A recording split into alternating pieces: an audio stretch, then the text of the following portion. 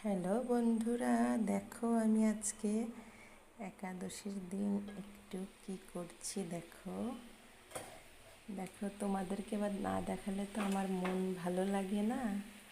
দেখো একাদশীর দিন কি করছি। এটা হচ্ছে, বলো তো কি রান্না করেছি।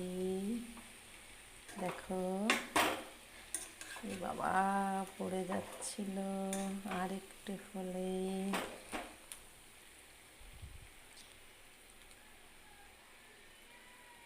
এটা কি রান্না করেছি বলো তো বন্ধুরা, কিছু বুঝতে পারছো?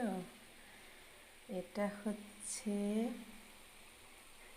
বড় সাবুদানাগুলো আছে না, সেই সাবুদানা, গাজর, আলু এইগুলো দিয়ে একটু সাবুর, তারপরে বাদাম দিয়েছি, ঘি। এটা পুরোটাই ঘিতে রান্না করেছি। এটা হচ্ছে তোমার একটু সাবুর পোলাও করেছি।